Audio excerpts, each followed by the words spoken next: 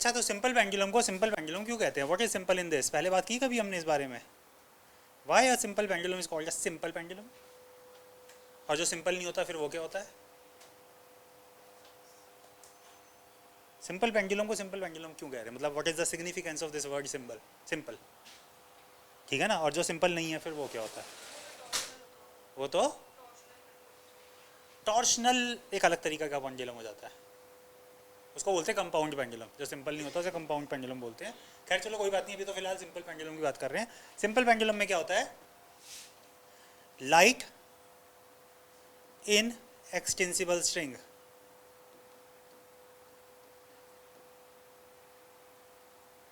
Light weight, बिल्कुल light weight string होना चाहिए और इनएक्सटेंसिबल, मतलब रबड़ की तरह खिंचना नहीं चाहिए, ठीक है ना। तो light inextensible string tied to a rigid support. Rigid support का क्या मतलब हुआ? रिजिड सपोर्ट का क्या मतलब होता है?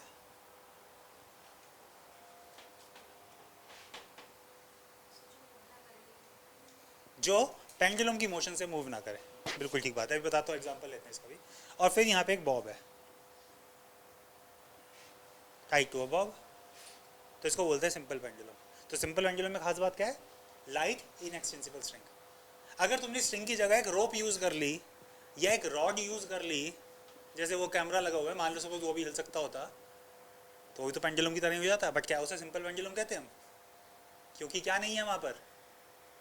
लाइट वेट स्ट्रिंग नहीं है, रॉड है ना। रॉड कोई लाइट वेट स्ट्रिंग थोड़ी हुई। तो light inextensible string tied to a rigid support, ठीक है। मैंने यहाँ से वहाँ तक एक रोप बांध दी, रस्सी मतलब एक स्ट्रिंग बांध दी, उस स्ट्रिंग के बीच में पेंडुलम लटका दिया, और अब मैंने पेंडुलम को ऑसिलेट कराया, ठीक है जी। तो क्या लग रहा है, जब ये पेंडुलम ऑसिलेट करेगा तो ऊपर रोप भी हिलेगी। क्या इसको रिजिड सपोर्ट कह सकते हैं? तो क्या ये सिंपल पेंडुलम कहलाएगा उस केस में? बात समझ आ गई? तो सिंपल पेंडुलम की क्या कंडीशंस हैं? रिजिड सपोर्ट, सपोर्ट हिलनी नहीं चाहिए जब पेंडुलम मूव करे, ठीक है ना। और लाइट वेट इनएक्सटेंसिबल स्ट्रिंग। हाँ, बात समझ आ गई यहाँ तक की? फिर इसमें एक चीज़ होती है जिसे बोलते हैं length of pendulum.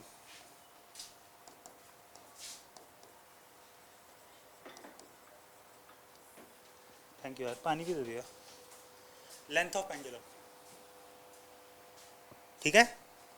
Length of pendulum क्या चीज़ होती है? रिजिड सपोर्ट से लेके पूरी स्ट्रिंग की लेंथ,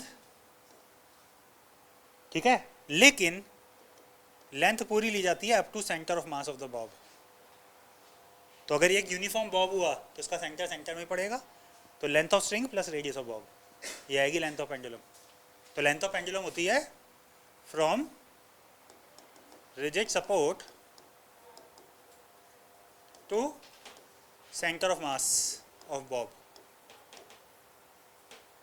मतलब ये खाली स्ट्रिंग की लेंथ नहीं होती, ये बॉब के सेंटर ऑफ मास तक की लेंथ होती है। तो इसलिए इसको लेंथ ऑफ पेंडुलम बोलते हैं, हम लेंथ ऑफ स्ट्रिंग नहीं बोलते, ठीक है ना। एक यूनिफॉर्म बॉब के केस में लेंथ ऑफ पेंडुलम हो जाएगी length of string plus radius of Bob, क्योंकि सेंटर ऑफ मास तो सेंटर में आ जाएगा ना उस केस में, प्रोवाइडेड कि it is a uniform Bob. समझ में आ रही है बात कि नहीं आ रही?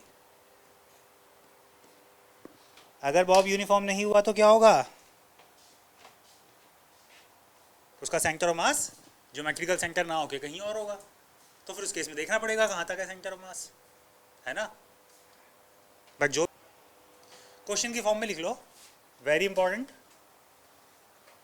पिछले वाले टॉपिक में से काट सकते हो, very important. Show that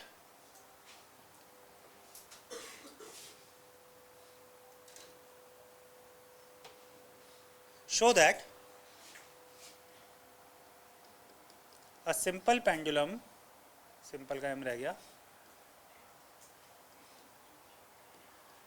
executes a simple pendulum executes SHM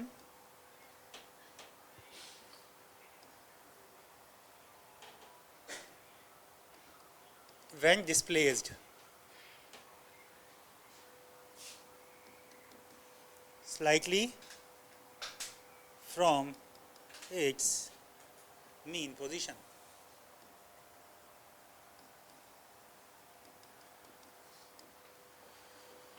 show that a simple pendulum executes SHM when displaced slightly from its mean position.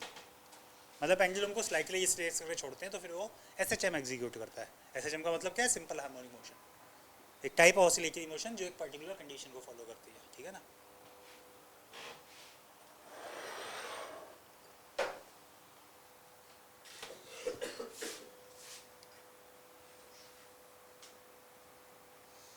ये पेंडुलम है. When displaced slightly from the mean like this, making an angle theta. तो when displaced by a small angle theta, क्योंकि ये by definition small angle होना चाहिए.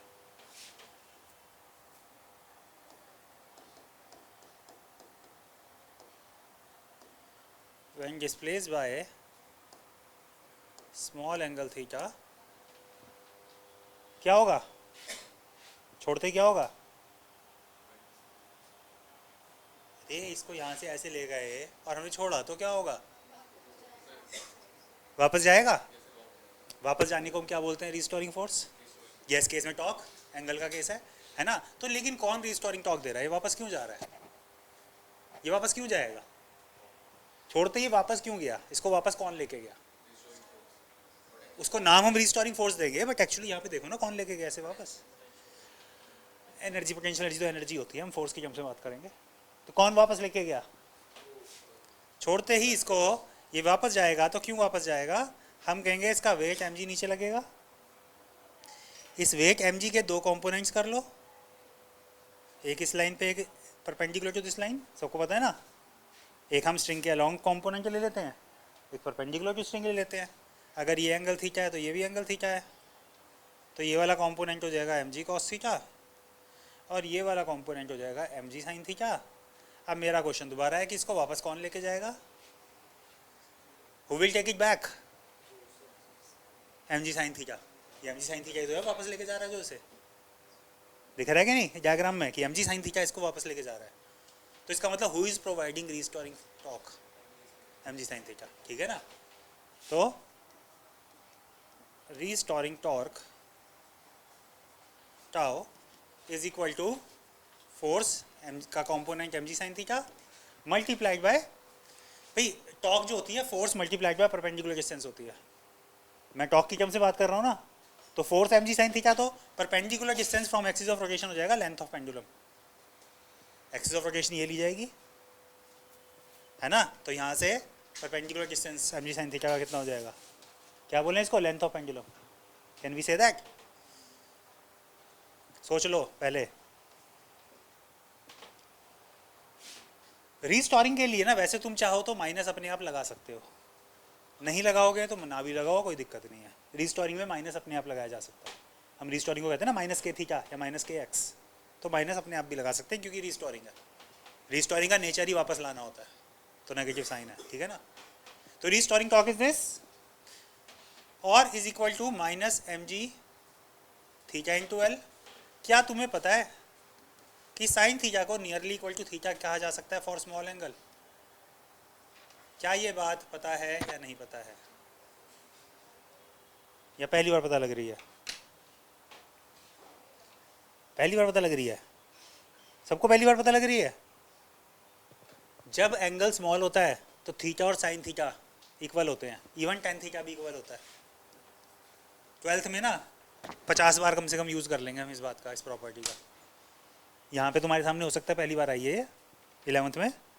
ठीक है ना. कि जब एंगल स्मॉल होता है तो स्मॉल एंगल के लिए थीटा, साइन थीटा और tan theta they are all equivalent. किसी को कुछ भी लिख दो. तो हमने यहाँ पे साइन थीटा की जगह थीटा कर दिया अगले स्टेप में, क्योंकि हमने स्पेशली बोला था ना when displace by small angle theta. तो स्मॉल एंगल के लिए तो प्रॉपर्टी अप्लाई होती है. नहीं समझ में आई ना बात? नहीं आई क्या?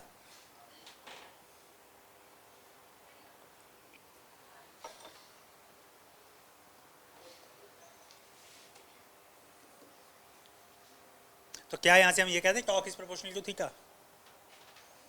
यही तो प्रूव करना था एसएचएम प्रूव करने के लिए कि टॉर्क प्रोपोर्शनल टू थीटा होती है.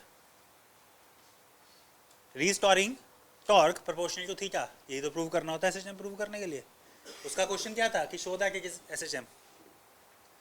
तो एसएचएम है ये शो करने के लिए हम क्या करेंगे, अगर लीनियर का केस होगा तो force proportional to X prove करेंगे, एंगुलर का केस होगा तो torque proportional to theta prove करेंगे। हो गया टॉर्क प्रोपोर्शनल टू थीटा, आ तो गया है ना।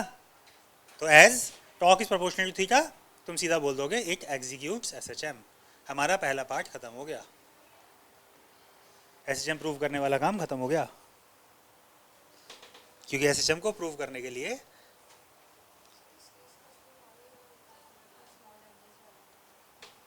तो torque proportional to theta therefore it executes SHM. But हम बचपन से कहते आ रहे हैं कि टॉर्क तो माइनस के थीटा भी होती है, लेकिन रिस्टोरिंग टॉर्क तो माइनस के थीटा भी बोलते हैं इसको, ये हम बोलते हैं, है ना, ये हमने प्रूव किया है कि torque is proportional to theta यहाँ से, है ना। बट एसएचएम के अंदर तो टॉर्क को माइनस के थीटा भी बोला जाता है। तो इफ़ यू कंपेयर 1 and 2, ये भी रिस्टोरिंग टॉर्क का एक्सप्रेशन है, ये भी रिस्टोरिंग टॉर्क का एक्सप्रेशन है। माइनस से माइनस कैंसिल करो, थीटा से थीटा कैंसिल करो, के की वैल्यू आ जाएगी। क्या हम कह सकते हैं K is equal to mgl on comparing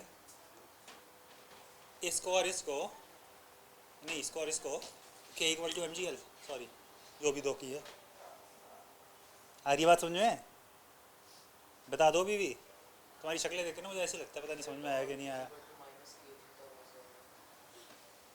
तो के की वैल्यू आ गई mgl, और फिर इसके बाद तुम लिख दोगे वी नो क्या, उसने ये भी पूछा है also find the time period. अच्छा ये नहीं पूछा, क्वेश्चन में ऐड कर लो, ये ऑल्सो फाइंड टाइम पीरियड। कैसे प्रूव करने के बाद टाइम पीरियड भी फाइंड करो। तो टाइम पीरियड फाइंड करने में हमें कुछ करना ही नहीं है, हम कहेंगे टाइम पीरियड एक बार ऐसे प्रूव हो जाए तो टाइम पीरियड तो 2π√i/थीटा होता है, i/k, क्योंकि एंगुलर है, m/k नहीं होगा इसमें, i/k होगा। एंगुलर है ना, एंगुलर में मोमेंट ऑफ इनर्शिया लगता है। अब ये बता तो रहा था मैं कि एंगुलर में मोमेंट ऑफ इनर्शिया लगता है। सबके तोते उड़े हुए से नजर आते हैं मुझे, सबसे आसान टॉपिक है जबकि है। 2π मोमेंट ऑफ इनर्शिया को लिख दोगे mass into distance square ml²। Moment of inertia तो mr² होता है, और k की वैल्यू mgl हम निकाल चुके हैं। एक l से l कट गया, m से m कट गया, और एक बहुत ही कॉमन फार्मूला जो तुम बचपन से करते आ रहे हो, time period of simple pendulum 2π√l/g। सुना हुआ है या पहली बार सुन रहे हो फार्मूला? यार तुम्हारी तो कहानी गलत है, ये फार्मूला तुम्हारे फर्स्ट चैप्टर में भी था, डायमेंशन वाइमेंशन वगैरह के चैप्टर में भी होता है फार्मूला। तो मतलब कई जगह यूज हो जाता है time period of a simple pendulum 2π√l/g।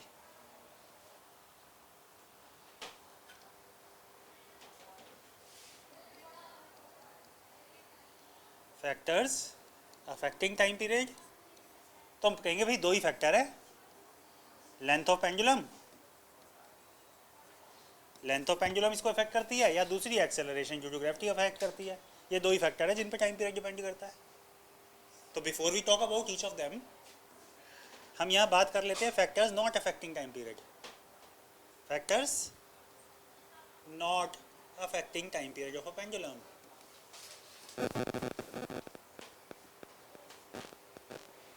Factors not affecting time period, ऐसे कौन से फैक्टर है जिन पे टाइम पीरियड डिपेंड ही नहीं कर रहा?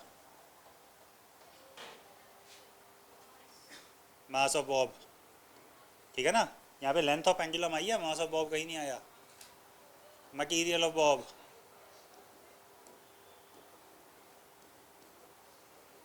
और सबसे important amplitude of oscillations.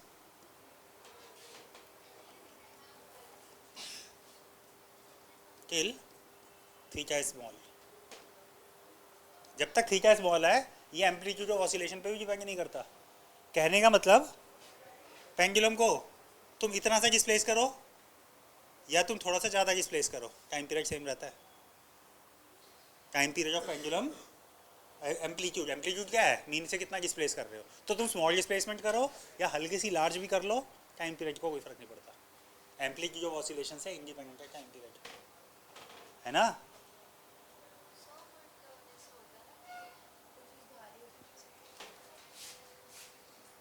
how the time period of swing changes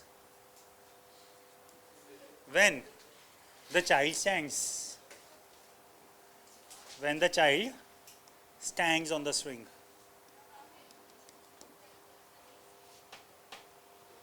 तो तुम क्या बोलोगे?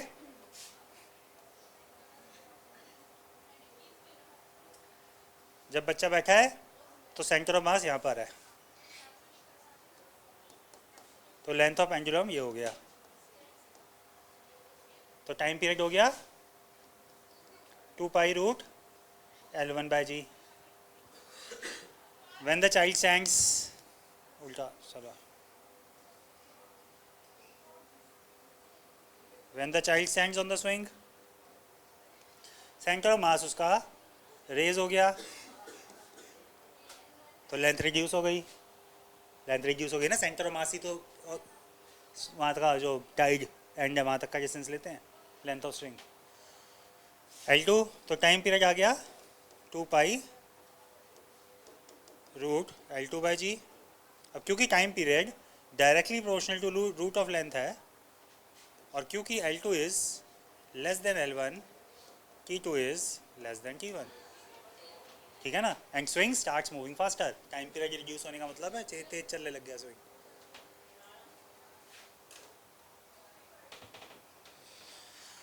Okay, next question. ये एक पेंडुलम है with a hollow Bob. Hollow Bob है इसका, खाली अंदर से. ठीक है. Now it is filled with sand. It is filled with sand and it has a small hole at the bottom. Small hole से sand leak out कर रही है. समझ गए सिचुएशन क्या है? Now it is made to oscillate with the sand leaking out. है ना. तो ये oscillate कर रहा है with the sand leaking out. और क्वेश्चन है how the time period of this pendulum change over the time. Pendulum change over the time. Options. Number 1, increases. Symbol समझ आ जाएगा ना, increases. Option B, reduces. Option C, first increase then decrease. Option D, first decrease then increase. And option E, no change over the time. Over the time से मतलब पूरा throughout the time तुमने change को बताना है इसमें कैसे change आ रहा है. Over the time, no change over the time.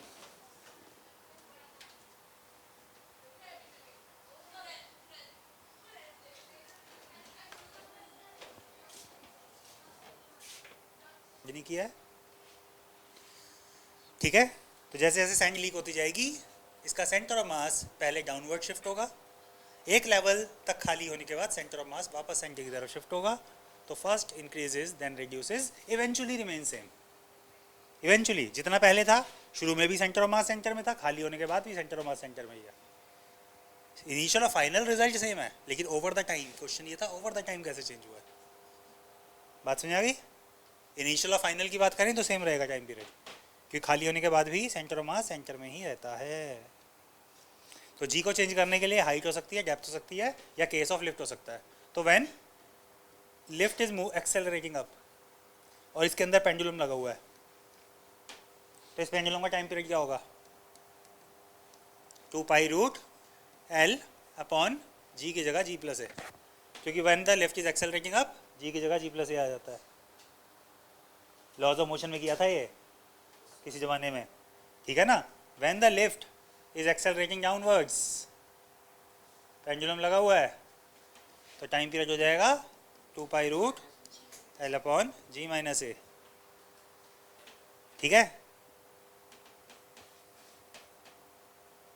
अगर ये पेंडुलम एक हॉरिजॉन्टल कार्ट में है, एक गाड़ी के अंदर है, या कोई भी हॉरिजॉन्टल एक कार्ट है जो हॉरिजॉन्टली एक्सेलरेट कर रहा है, ये नोट कर लो पॉइंट, हॉरिजॉन्टल एक्सेलरेशन, ये तो वर्टिकल एक्सेलरेशन होगी ना, अपवर्ड डाउनवर्ड।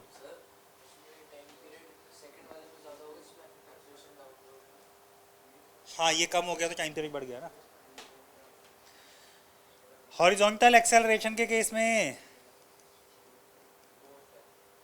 तुम बोलोगे टाइम पीरियड हो जाता है 2 पाई रूट एल अपॉन जी, और ए का भाई जी जो होती है डाउनवर्ड होती है, ए इसकी हॉरिजॉन्टल है, तो इन दोनों का resultant square root of G square plus A square, दो परपेंडिकुलर वेक्टर्स का रिजल्ट, जी की जगह square root of G square plus A square आ जाता है ऐसे केस में। चांस की बात है कि कोई ऐसे क्वेश्चन पूछे, बट नॉलेज है तो अच्छी बात है।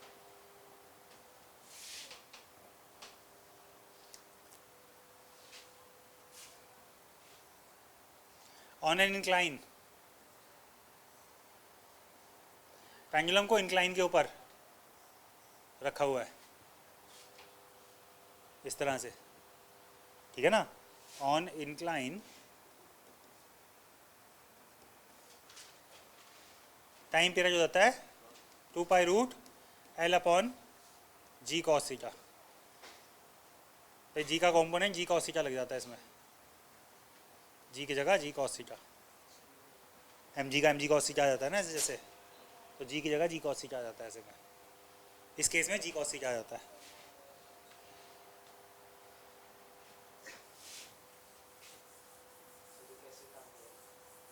हाँ जी, इंक्लाइन प्लेन पे pendulum,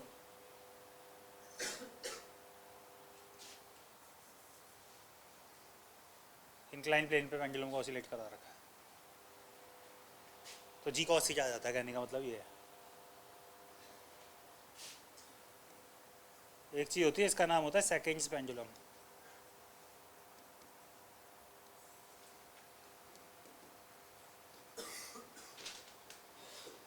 seconds pendulum is a pendulum having a time period of 2 seconds, यानी जब कोई वर्ड सेकेंड्स पेंडुलम यूज़ करेगा तो इसका टाइम पीरियड फिक्स होता है 2 सेकेंड्स। ये पेंडुलम क्लॉक का पेंडुलम होता है, जो पेंडुलम क्लॉक होती है उसका टाइम पीरियड 2 सेकेंड्स होता है, ठीक है ना। तो seconds pendulum is a pendulum having a time period of 2 seconds, तो जब कोई वर्ड यूज़ करेगा तो इसका मतलब तुम टाइम पीरियड, इसका मतलब मान के चलो कि तुम्हें पता है 2 सेकेंड्स। आई बात समझ में? तो find the length of seconds pendulum, find length of seconds pendulum. कोई कुछ बोल रहा है पीछे से, हमेशा 2 सेकेंड्स पेंडुलम का मतलब ही 2 सेकेंड्स है टाइम पीरियड, मीनिंग मान के चलो ना, सेकंड पेंडुलम का मतलब ही है कि टाइम पीरियड 2 सेकंड। तो find length of seconds pendulum, कैसे फाइंड करोगे लेंथ ऑफ सेकंड्स पेंडुलम?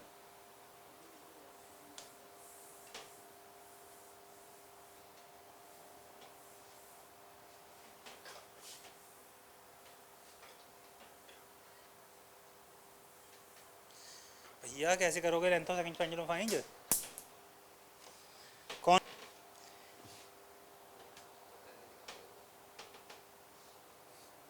भैया टाइम पीरियड 2 पाई रूट एल/जी होता है, टाइम पीरियड को 2 पुट कर दें, टाइम पीरियड 2 सेकंड्स होता है ना सेकंड पेंडुलम का, तो 2 पुट कर दो, 2 पाई रूट एल/जी। सॉल्व करने के लिए क्या करोगे, स्क्वायरिंग बोथ साइड कर लो, तो 1 is equal to pi square एल/जी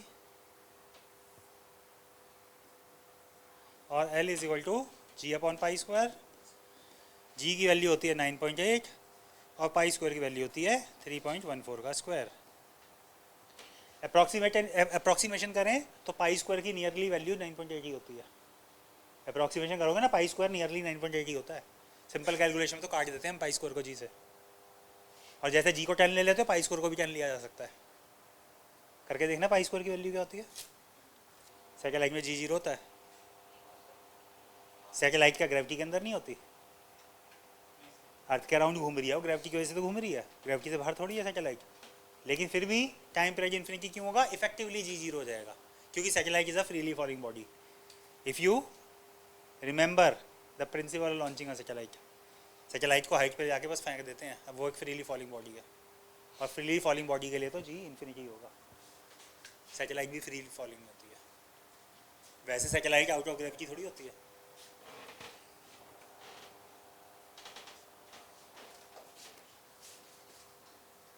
time period of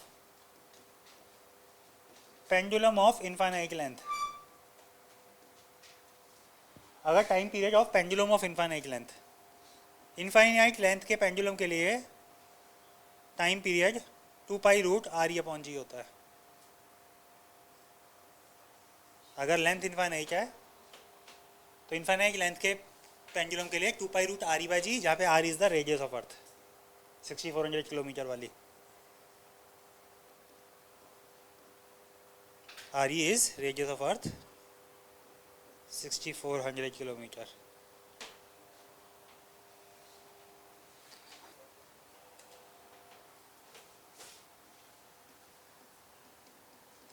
Oscillations of a spring mass system.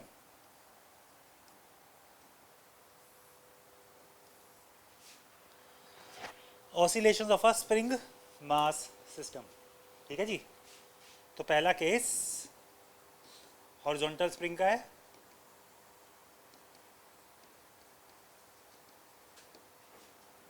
तो हॉरिजॉन्टल स्प्रिंग में क्या है, किसी हॉरिजॉन्टल सरफेस पे एक स्प्रिंग है, एक ब्लॉक इससे अटैच्ड है, फ्रिक्शनलेस सरफेस ले लो आइडियली।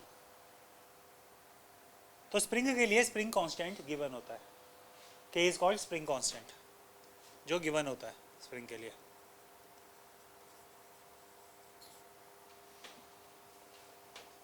ठीक है। तो अगर हमने इसको हल्का सा डिस्प्लेस किया तो ये फिर ऐसे ऐसे होता रहेगा, है ना, ऐसे ऐसे होता रहेगा।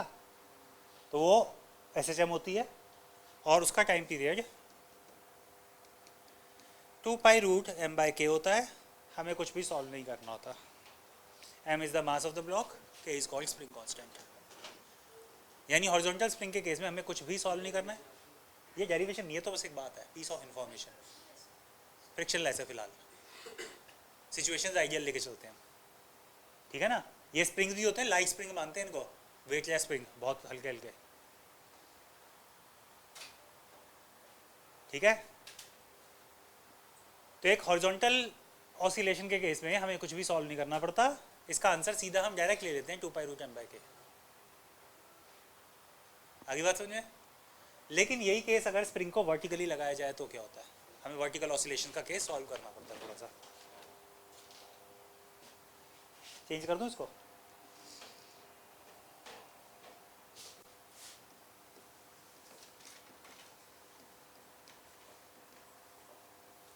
वर्टिकल स्प्रिंग के केस में क्या करते हैं, तो इसको थोड़ा ध्यान से देखो। ये एक स्प्रिंग है जस्ट हैंगिंग, ठीक है जी। तो जब ये स्प्रिंग जस्ट इस तरह से हैंग कर रहा होता है तो इसको बोलते हैं natural length of the spring. ये तो स्प्रिंग अपनी नेचुरल लेंथ में, आई बात समझ में। फिर हमने क्या किया, इस स्प्रिंग के ऊपर एक वेट अटैच कर दिया, ठीक है। और वेट अटैच करके जेंटली इसको इस पोजीशन में ले आए। जेंटली से मतलब ये हो गया हमने ड्रॉप नहीं किया, ड्रॉप कर दोगे तो ये ऑसिलेट करेगा, ठीक है ना। अभी हम इसको ऑसिलेट नहीं करा दे, हम इसको जेंटली रेस्ट की पोजीशन में ले आए, ठीक है ना। लेकिन ऑब्वियसली वेट लटकाने से खिंच जाएगा थोड़ा सा, ठीक है। तो मान लो ये स्प्रिंग अपनी नेचुरल लेंथ से L एक्सटेंड हो गया,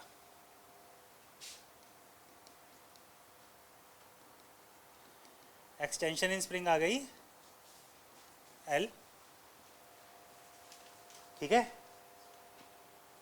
अब और ये इन इक्विलिब्रियम पोजीशन, इसको बोलते हैं इक्विलिब्रियम।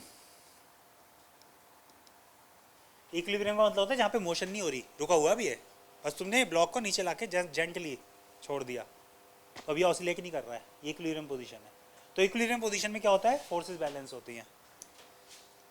इसका वेट mg नीचे लगेगा और स्प्रिंग के अंदर रिस्टोरिंग फोर्स आ जाएगी। रिस्टोरिंग फोर्स कितनी होती है, kx, हाँ, तो इस केस में एल आ जाएगी के एल। मैंने माइनस क्यों नहीं लगाया? मैंने माइनस क्यों नहीं लगाया? नहीं, क्योंकि माइनस के एल में माइनस डायरेक्शन को रिप्रेजेंट कर रहा है। डायरेक्शन मैंने दिखा दी।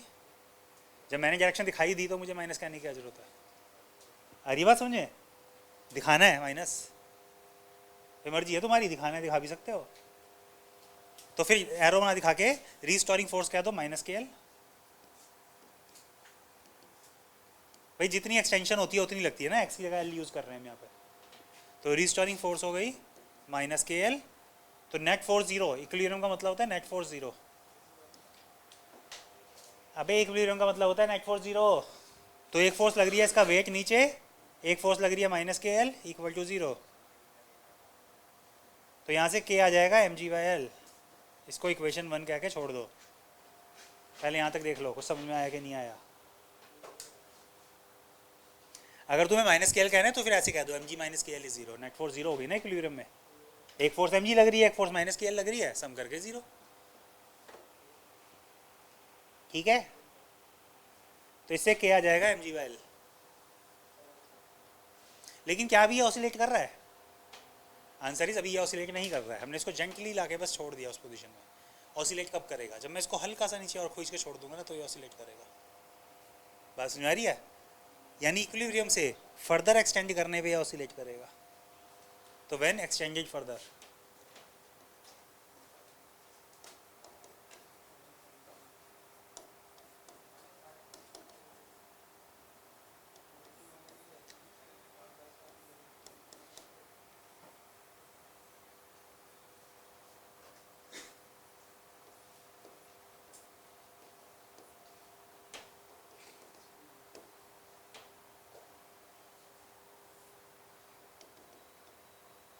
भाई अपनी ओरिजिनल लेंथ से एल तो ये पहले एक्सटेंड हो रखा था, एल तो पहले एक्सटेंड हो रखा था। मैंने इसको हल्का सा और एक्सटेंड कर दिया, और अब जब मैं छोड़ूंगा तो ये ऑसिलेट करेगा। हरी बात समझे? हरी बात समझे? नाउ ऑन रिलीजिंग, हाँ, block will oscillate.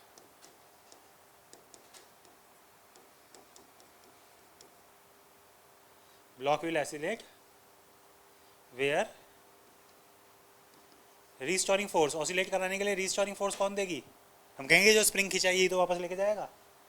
Restoring force spring ही लेके जाएगा इसको वापस। तो रीस्टोरिंग फोर्स क्या कितनी आएगी?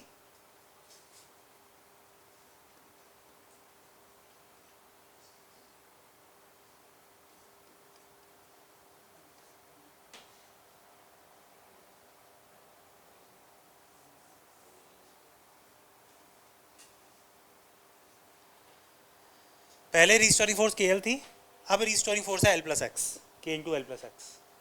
तो नई फोर्स माइनस पुरानी फोर्स। ये नहीं दिखाना तो डायरेक्ट कह दो minus k x, that is equal to minus k x. तो restoring force minus k x आएगी। ठीक है, और restoring force minus k x आती है एस हो गई। टाइम पीरियड बोल दोगे 2 पाई रूट एम बाई के, और के की वैल्यू मैंने सॉल्व की हुई है, पुट की जा सकती है इस केस में। यहाँ बस ही है। और हॉरिजॉन्टल केस में तो 2 पाई रूट एम बाई के आगे मुझे कुछ सॉल्व भी नहीं करना था। एम और के की वैल्यू गिवन होगी, क्वेश्चन में पुट कर देंगे, काम खत्म। इस केस में तुम इसमें के की वैल्यू को फर्स्ट इक्वेशन से पुट कर सकते हो।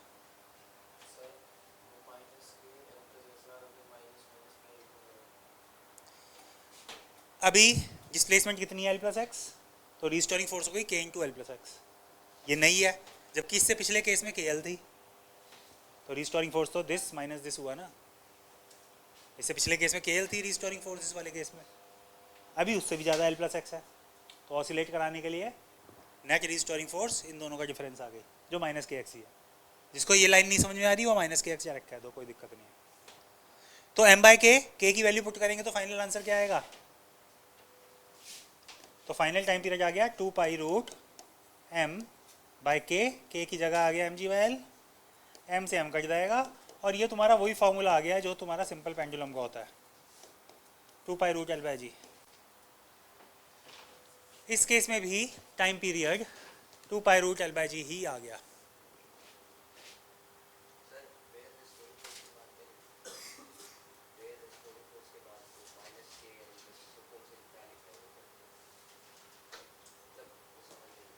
क्या लिखा हुआ है? इज इक्वल टू ये बोल रहा है। अब ठीक है, इक्वल टू के इंटू एल प्लस एक्स, क्योंकि अब ये एल प्लस एक्स खिंच गया है, जबकि इससे पिछली डायग्राम में एल खिंचा हुआ था। तो यहाँ पे L into L plus X I, K into L plus X restoring force. इससे पहले रिस्टोरिंग फोर्स के एल थी, उन दोनों का डिफरेंस मत लिख, तुम सीधा माइनस के एक्स लिख ले, restoring force minus k x. तो स्प्रिंग इन सीरीज का मतलब क्या होता है? देखो, एक स्प्रिंग, एक और स्प्रिंग, और इसके बाद हो सकता है एक और spring, and so on, finally attach to a block of mass m. इसको बोलते हैं स्प्रिंग इन सीरीज। ठीक है, तो ये दो स्प्रिंग्स हैं, मान लो इनके स्प्रिंग कांस्टेंट K1 K2 है। तो अगर डेरिवेशन करना है तो in series load is same, ये जो लोड है ना ब्लॉक एम, ये दोनों के लिए सेम है, दोनों पे एम ब्लॉक माना जाएगा, मतलब वेट एम जी लगा हुआ है दोनों के साथ, ठीक है ना। तो load is same but extensions are different, लेकिन दोनों अलग अलग खींचेंगे, एक्सटेंशंस आर डिफरेंट, यानी कि लोड लगाने से इसमें अलग एक्सटेंशन आएगी, इसमें अलग एक्सटेंशन आएगी, x1 x2 अलग अलग होंगे दोनों के। सीरीज में लोड तो एक ही लगा हुआ है, ये एक ही लोड दोनों के लिए काम कर रहा है, तो लोड तो सेम है दोनों पे, ठीक है ना, लेकिन स्प्रिंग्स अलग अलग खींचेंगे। अगर इनके K1 K2 अलग अलग हैं तो इनकी एक्सटेंशंस भी अलग अलग हो जाएंगे, ठीक है। और याद रखो, जो चीज़ अलग होती है ना उसी की इक्वेशन लिखी जाती है। तो नेट एक्सटेंशन सिस्टम की x1 प्लस x2 हो जाएगी, ऐसे बोल दे भाई, वो x1 खिंचा, वो x2 खिंचा, तो टोटल कितना खिंचा? अबे टोटल कितना खिंचा? x1 plus x2। अच्छा, ऐसे बोलो, ठीक है ना। तो net x is equal to x1 plus x2, हरी बात समझ में। बट फोर्स तो माइनस के एक्स होती है, तो क्या हम x को माइनस एफ बाई के कह सकते हैं? क्या हम x को माइनस एफ बाई के कह सकते हैं यहाँ से? तो x की जगह लिख दोगे माइनस एफ बाई के, x1 की जगह लिख दोगे माइनस एफ बाई K1, और x2 की जगह लिख दोगे माइनस एफ बाई K2, क्योंकि f लोड तो सबके लिए सेम है, f तो सेम है इस क्वेश्चन में, लोड है ना। x1 x2 अलग, K1 K2 अलग अलग है, तो इसलिए x1 x2 अलग अलग है। माइनस एफ कट जाएगा, तो क्या मुझे शो करके दिखाने की जरूरत है कि 1 by k is equal to 1 by K1 plus 1 by K2 आ गया इसका? ये आ गया स्प्रिंग्स इन सीरीज का फॉर्मूला। स्प्रिंग की स्टिफनेस पे डिपेंड करती है, more is the stiffness more is के बारे में भी बात करेंगे क्या थोड़ी सी, ठीक है। क्या के की वैल्यू गिवन होगी? अभी स्प्रिंग्स इन पैरेलल और लिख लो, फिर इसके क्वेश्चन नेक्स्ट टाइम करेंगे, हैं? ये सीरीज वाले में हाँ, इफेक्टिव के निकालने का तरीका है कि नेट के जो है इस फॉर्मूले से आएगा। जैसे रेजिस्टेंस के केस में ये पैरेलल में आता था ऐसा formula, 1 by r equal to 1 by R1 plus 1 by R2। Use कैसे करेंगे वो मैं बताऊंगा क्वेश्चन में। स्प्रिंग्स इन पैरेलल अभी फिलहाल बस नोट कर लो, इसको मैं रिविजिट करेंगे हम नेक्स्ट टाइम में।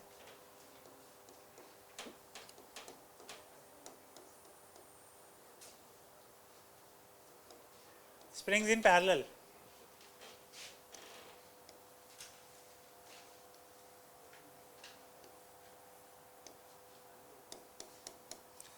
ये स्प्रिंग्स पैरेलल में होते हैं। In parallel extension is same, अब उल्टा हो जाएगा, एक्सटेंशन सेम होगी but load is different, load की वैल्यू डिफरेंट आएगी सब पे, लोड का इफेक्ट दोनों पे अलग अलग आएगा, एक्सटेंशन दोनों की एक जैसी होगी, यानी खींचेंगे बराबर दोनों। तो जो चीज़ अलग होती है उसकी इक्वेशन बनाते हैं, लोड अलग है इस बार।